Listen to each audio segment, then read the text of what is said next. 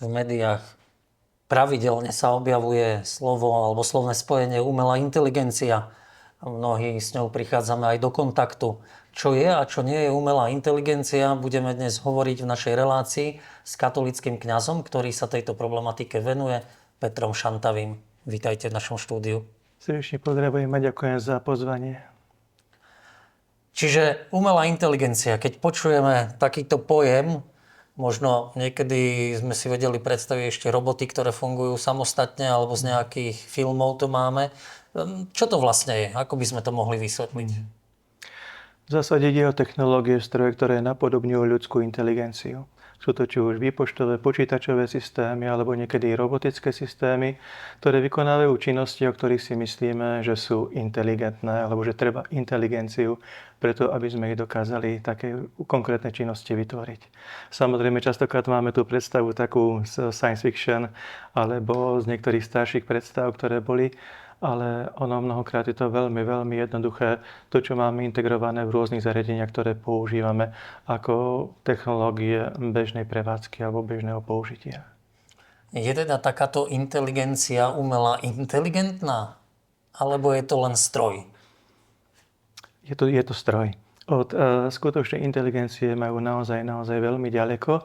A ak teda by som aj prezumoval, že postupne vytvárame, alebo by sme vytvorili stroje, ktoré sú skutočne inteligentné, nielen napodobňujú ľudskú inteligenciu, tak ide o inteligenciu veľmi funkcionalistickú, úzku, ktorá vykonáva určité veci. Ľudská inteligencia je komplexná a naviac propojená aj v kontexte vedomia, seba uvedomenia. Takže ľudská inteligencia je niečo úplne iné, než to, čo napodobňuje ľudskú inteligenciu, alebo to, čo dokážeme vytvoriť ako strojovú inteligenciu. A čo ju robí takou výnimočnou? Tú umelú inteligenciu. Umelú inteligenciu. No, je to možnosť napodobňovať ľudskú inteligenciu. A pre človeka to môže byť veľmi také zvláštne, keď vidí, že stroj, ktorý má vykonávať určité inštrukcie a konkrétny presný program, naraz dokáže reagovať adaptívne, autonómne, teda samostatne, vie sa prispôsobovať, vie reagovať na ľudské vstupy spôsobom podobným človeku. Takže to je tá určitá výnimočnosť, ktorá pre nás ľudí znamená niečo taký psychologický, sociologický rozmer, ktorý nás oslovuje alebo presahuje tom, čo by sme nečakali od strojov. Je to pozitívny smer alebo skôr negatívny? Alebo pozitívny s rizikami? Podľa toho, akým spôsobom to uchopíme, ak teda sa vyberieme cestou, že hľadáme niečo viac za strojmi, ktoré fungujú podobne ako ľudská myseľ, a chceli by sme napodobniť človeka, tak je to dosť negatívny trend, ktorý zo sebou prináša rôzne riziká, psychologické dôsledky pre spoločnosť, zneužitie týchto systémov a podobne. Ale ak viem, čo ten stroj znamená, čo robí a kvôli čomu to práve takto robí, tak to môže byť veľmi obohajujúce a veľmi prospešné v rôznych oblastiach ľudskej činnosti. V rôznych oblastiach naozaj to veľmi pomáha. Napríklad, kde je takým najväčším pomocníkom? A najväčším, to by som si netrúfal povedať, ale veľmi silným pomocníkom je vo vede, v rôznych oblastiach, kde existuje kvantum neštrukturovaných dát, ktoré celé roky čakajú na to, aby boli spracované z rôznych vedeckých zariadení, z rôznych satelitov a tak ďalej, alebo aj dáta, ktoré máme v rámci medicíny. A tieto stroje to dokážu veľmi inteligentným spôsobom, v úvodzovkách, teda takto povedané, spracovať a ponúknuť relevantné výsledky, ktoré môžu byť podklad pre ľudskú činnosť, pre ďalšie ľudské konanie, rozhodovanie, bádanie alebo stanovenie diagnózy. Potom sú rôzne oblasti, v ktorých je umelá inteligencia veľmi nápomocná vo vývoji softvéru alebo v hľadaní chýb v kybernetickej bezpečnosti, ale aj v kybernetickej kriminalite. Takže to je oblasť, ktorá je veľmi široká a veľký boom zažíva umelá inteligencia v oblasti armády, vojenského nasadenia, silových zložiek a aj v súčasných konfliktoch, či už to bola Ukrajina, či to bola Gaza alebo Irán. Povedali ste teda, kde je pomocníkom a kde práve naopak, kde človeku umelá inteligencia nepomáha, alebo kde vidíte jej rizika? škodí vo veľkej miere v tej oblasti kybernetickej kriminality, lebo tam tieto systémy zneužívané dokážu byť použité na kybernetické útoky, na oklamanie ľudí, na vydieranie. Potom škodí v oblasti algoritmov sociálnych sietí, kde tieto algoritmy a umelá inteligencia sa podieľajú na rizikových faktoroch a dôsledkoch, ktoré sú veľmi škodlivé pre človeka a pre spoločnosť. A vnímam dosť veľký problém v oblasti nasadenia v silových zložkách. Či už sú to dohľadové systémy, ak sú zneužité napríklad autokratívnymi systémami, alebo potom vo vojnovom nasadení. Lebo armádne zložky minimálne tých veľkých armád mali už niekoľko rokov dozadu vybudované určité základné pravidlá, ako narábať, ako používať umelú inteligenciu v konfliktoch, prípadne vo svojich zbraňových systémoch. Ale prišli teraz skutočne 3 horúce konflikty Ukrajina, Gaza, Irán a tie ukázali, že ak ide o dosiahnutie určitého cieľa, tak všetky tieto pravidlá, guideliny ako keby padali a dokážu prekročiť aj etické rámce, len aby svoj výsledok dosiahli. Čiže keď my tak uvažujeme o tom, či nám v škole najmä pomáha, alebo študentom, ktorých aj učím umelá inteligencia, alebo či im to naopak škodí, tak jej dosahy sú oveľa horšie a väčšie práve v takýchto situáciách. V týchto situáciách, ale školstvo by som nevynímal z tej prvej línie, či už možností alebo rizik, lebo veľmi, veľmi záleží od toho, ako využijeme systémy umelej inteligencie. Ak ich necháme, aby boli používané bez nejakej regulácie alebo usmernenia, osvety, vzdelávania, mantinelov daných, tak potom tieto systémy sa dokážu podieľať na kognitívnych problémoch mladých ľudí, ale aj psychologických problémoch. Mnohokrát sa hovorí o digitálnej demencii, ako dôsledkov toho, akým spôsobom mozog prenecháva konkrétne činnosti kognitívne na vonkajšie systémy, na umelú inteligenciu, digitálne rozdelenie, ktoré je veľmi veľké aj v tejto oblasti, napríklad medzi tými, ktorí dokážu sa adaptovať na využívanie týchto systémov, väčšina, ktorá sa len väzie a nejakým spôsobom dokážu skôr participovať na tom, čo ten stroj za nich spraví, rôzne iné formy toho rozdelenia, odovzdávanie kompetencií strojom, strata kritického myslenia, digitálna hniloba, keď my vôbec si neuvedomujeme, ako tie veľmi silné vplyvy pôsobia na hladiny adrenalínu, dopamínu v mozgu a akým spôsobom potom sa tie mozgy mladých ľudí či už menia alebo iným spôsobom pracujú. Takže tam je veľmi veľké riziko, že tieto systémy sa budú podieľať na tom, že mladí ľudia nejakým spôsobom, alebo teda ľudia vo všeobecnosti degradujú a majú veľké problémy. Podobne tie psychologické rámce, strata zmyslu pre realitu, virtuálne vzťahy vytvárané, úplne relativizácia hodnot, ktorá prichádza vo virtuálnom priestore, kde už to nie je postavené na pravde, ale napríklad na odmenách, ktoré dostáva mozog cez dopamínové impulzy alebo signály vzhľadom na lajky alebo na spätné reakcie mnohých ľudí, na čo nie sme evolučne napríklad pripravení, naša ľudská nervová sústava, takže je tam dosť veľa problémov. Ale ak to správne použijem, ak dokážem dať aj tú osvetu, aj správne vysvetlenie mladým ľuďom, akým tam mám mantinely, ako to môžu používať, ak dokážem využiť to, že jednoducho v pravde to používame a ja jednoducho viem, že ak tie systémy umelej inteligencie u mladých ľudí nahradzujú ich kognitívne schopnosti. Ja musím určitú pridanú hodnotu, nejakú nadstavbu dať ako pedagóg, aby to, čo za nich spraví stroj, som potom vytiahol z nich, že oni to dokážu použiť napríklad,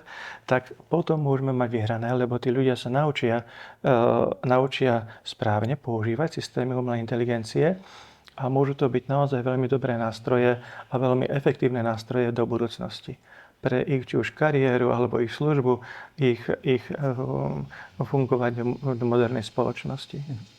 Peter, čo sa týka cirkvi, venuje sa umelej inteligencii aj cirkev? Áno, venuje. A myslím si, že tá genéza je taká veľmi dlhá. Ak by som zobral nejaký mediálny svet alebo technologický, tak by sme mohli ísť o 300 ročia dozadu do konkrétnych dokumentov pápežov dobovo, ako sa konkrétnym veciam vyjadrujú. Pre mňa tak veľmi oslovujúci dokument je Redemptoris Missio, encyklika od svätého Jana Pavla II., kde on hovorí o misii v moderných areopágoch dnešného sveta. A jeden z tých, alebo ten prvý z tých moderných areopágov, kde tá misia, je to pozvanie cirkvi, je virtuálny svet so všetkými tými technológiami, ktoré kedysi boli len dobre jednoduchý internet, teraz sú to už systémy alebo algoritmy umelej inteligencie. Takže je to pozvanie misie, je to pozvanie, čím viac sa mení v informačnej spoločnosti, tieto prostriedky sa stávajú kontextom života, že v tom už žijeme, tak je to aj priestor pre pastoráciu a osobitne vzhľadom na dôsledky toho, akým spôsobom tieto systémy dokážu atakovať ľudí alebo prinášať aj rizikové faktory do života ľudí a spoločnosti, je to veľká výzva pre sociálnu náuku a službu cirkvi dnešnému svetu. No a keď som teda spomenul Redemptoris Missio, nadviazal na koncilové Gaudium et Spes a Inter Mirifica v kontexte toho, akým spôsobom pôsobiť v modernom dnešnom svete. No a posledné roky sú už priamo zamerané na umelú inteligenciu. Rímska výzva pre etiku, 5 rokov už fungujúca platforma a aktivita cirkvi, ktorá sa snaží prekročiť cirkevný rámec vzhľadom na vlády jednotlivých krajín alebo veľké korporácie. Potom vyhlásenia pápežov, Antiqua et Nova, dokument dvoch kongregácií, dikastérií, ktorý je veľmi dôležitý pre uchopenie, pochopenie rozdielov ľudská inteligencia, umelá inteligencia a zároveň do akej miery je to súčasťou i toho, čo môžeme v Božom pláne správy tohto sveta a budovania Božieho kráľovstva naplňať. No a teraz najnovšie Magnifica Humanitas, teda uchopený rozmer umelej inteligencie nie ako primárny aspekt, ale ako niečo, čo má byť v službe človeku, ktorý je pozvaný, aby cestu vykúpenia naplnil a Boží obraz sa by v sebe nestratil. Nepošliepal iba i tým, čo môžu byť rizika alebo zneužitie systému umelej inteligencie. Takže v tomto kontexte je to naozaj široké pole a ak by som mal trošku to zosumarizovať, teda čo všetko môžeme, ja som to nedávno v jednej relácii trošku tak uvádzal, tak zosumarizoval. Ja si to dovolím, ak môžem, trošku citovať. Cirkev môže ľuďom pomáhať vymaniť sa z technokratickej totality a s ňou spojenými rizikami. Mala by byť hlasom prezentujúcim Božie zjavenie a Božie pozvanie, aby sme chránili ľudskú dôstojnosť a pozývali človeka kráčať cestou vykúpenia. Teda nikdy nesmieme stratiť ten rozmer vertikály, horizontálu, dobre, rozmer sociálnej napáňame, ale všetko musí byť v kontexte vykúpenia, spásy, posvetenia človeka i tohto sveta. Mali by sme budovať človečenstvo, ktoré sa dvíha nad hriech a nad všetko to, čo je okolo nás, aj vďaka Božej milosti a osobnej svetosti. A preto potom samozrejme cirkev môže prispieť aj šírením osvety a vzdelávania v oblasti etiky využívania umelej inteligencie. Tu máme veľké možnosti. Etika vo svete a vzdelávaní, to, akým spôsobom ten hodnotový systém môžeme pretaviť do využívania týchto technológií. V charitatívnej oblasti pracujeme na zmiernení digitálneho rozdelenia, aby neboli tí, ktorí sú marginalizovaní či chudobní, na základe svojho technologického deficitu využívaní, zneužívaní či vykorisťovaní. Toto je jeden z veľkých problémov moderného sveta a technokratickej spoločnosti, práve táto marginalizácia a digitálne rozdelenie. A tam sociálny hlas cirkvi môže veľmi veľa znamenať pre ochranu tých, ktorí takýmto spôsobom môžu byť obeťami i moderného sveta. A napokon oblasť vojenského využitia je veľkým pozvaním pracovať so všetkými ľuďmi dobrej vôle na mierovom a etickom využívaní systémov umelej inteligencie. Cirkev sa veľmi angažuje i v mierovom úsilí a umelá inteligencia i v modernej vojenskej oblasti je dôležitá téma, aby to mierové úsilie bolo účinné alebo malo perspektívu, že sa naplní. No a zároveň i vzhľadom na celý ten potenciál eticko-hodnotový, ale zároveň aj technologický, ktorý cirkev v svojich konzultáciách má, tak myslím si, že sa vieme veľmi dobre podieľať na formovaní regulácií a usmernení. Či už z partikulárnych alebo celosvetových, preto aby systémy umelej inteligencie neohrozovali, neobližovali, ale boli dobre používané. Peter, takže Ako mám ja, obyčajný človek, pristupovať k umelej inteligencii? S opatrnosťou, s prezieravosťou nejakou? Ponajprv, mhm. Ponajprv na základe aspoň základného poučenia. Je dobré, aby sme aspoň tú základné informácie, základnú osvetu mali a vedeli teda, že čo tie systémy znamenajú, že to nie je žiadna skutočná inteligencia, žiadny vedomý stroj, žiadna konšpirácia za tým nie je, jednoducho ovocie technologického pokroku a vývoja tohto sveta a všetko to, čo konáme, keď sme dostali tento svet, aby sme ho spravovali, užívali, zveľaďovali, dostali sme rozum, slobodnú vôľu, aby sme takto konali. Takže tá základná osveta, to ako základný rámec a vnímať to ako nástroj a prostriedok, ktorý môže chybovať. To znamená, používam nástroje, ako aj v inej oblasti. Používam nôž, používam vrtačku, používam nejaké technológie, ktoré mi pomáhajú v rôznych činnostiach, ale viem, že na jednej strane pomáhajú, na strane druhej môže prísť nejaká chyba, nejaké zlyhania a tak ďalej. Takže týmto prístupom opatrným. No a k tomu by som ešte doplnil to, že asi najviac to všetko smeruje tej otázke, ako sa postaviť k tým systémom, ktoré najviac sú medzi verejnosťou známe. To znamená tie generatívne systémy, či už ChatGPT, Gemini, Copilot, Grok, Claude a tak ďalej, hej, kde toto asi najviac tak rezonuje medzi ľuďmi, ten rozmer ich inteligencie.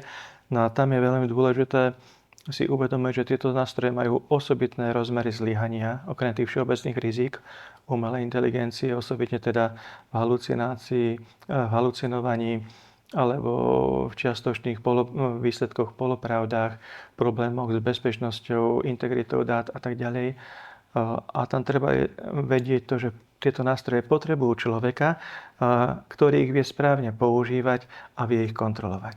Takže ten výsledok, ktorý mi to ponúkne, ja viem určitým spôsobom uchopiť, sa nad ním zamyslieť. Nie ho bezhlavo prijať a na základe toho potom stávať. A toto je dosť veľký problém, lebo človek, keď to sedí napríklad v autobuse alebo tak a počúva, ako sa mladí bavia, ako riešia konkrétne veci, akým spôsobom úplne bezmyšlenkovite dokážeme dám to tam, čo mi to vypluje, beriem unblock, bez toho, aby som sa zamyslel. A toto je tendencia, ktorá je veľmi nebezpečná. Takže čiže umelá inteligencia je skôr nepriateľ alebo priateľ? Ja sa vyhýbam personifikácii. Je to jednoducho technológia. Je to technológia, ktorá, ak teda to zoberiem z tohto uhla pohľadu, tak je v zásade indiferentná. A záleží na mňa, akým spôsobom ju použijem, alebo akým spôsobom sa nechám aj ňou ovplyvniť. Takže či ju použijem na dobré alebo na zlé, prípadne či ju využívam, alebo sa s ňou nechám manipulovať a ovplyvňovať. Dobrý sluha alebo zlý pán. A k tej indiferentnosti ešte malá poznámočka. Zaznelo to aj v encyklike svätého Otca na margo tohto, že tie technológie sú technológie, teda ako indiferentné, ale tá určitá miera neidentiferentnosti tam samozrejme môže byť vzhľadom na to, že tieto technológie sú trénované, pripravované ľuďmi, ktorí majú určité zázemie, určitý základ, ktorý týmto technológiám dajú, aby sa na tom natrénovali, naučili určitý uhol pohľadu, ktorý tam preferujú. Takže vzhľadom na to, že napodobňuje ľudské myslenie a ľudské správanie alebo ľudskú inteligenciu, tak tieto technológie môžu mať aj určitý posun, ktorý môže byť pozitívny alebo negatívny. To som myslel v tom, že teda nenechať sa tým ovplyvniť, lebo tá technológia môže mi podsúvať konkrétne veci, ktoré ma môžu viesť k závislosti, k manipulácii, k sociálnym bublinám, k relativizácii pravdy a podobne. Takže môžu tam byť takéto riziká, ale teda v tej opatrnosti, keď sa na to pozrieme a to použijeme, môže to byť veľmi dobré. Ja to osobne pri zachovaní opatrnosti považujem za nástroj, ktorý, ak správne používame, tak môže sa využiť na veľmi veľa dobrých vecí pre zdravie, pre rozvoj spoločnosti, pre zabezpečenie základných hodnôt, pre službu tým, ktorí sú núzni, slabí a tak ďalej, pre budovanie niečo, čo je lepšie a čo môžeme veľmi integrovať, zahrnúť do toho, že sme pozvaní, aby sme Božie kráľovstvo budovali. Takže, drahí naši diváci, s opatrnosťou. Peter, ďakujem vám veľmi pekne za tento rozhovor. Ďakujem aj za pozvanie a všetkým prajem požehnaný deň.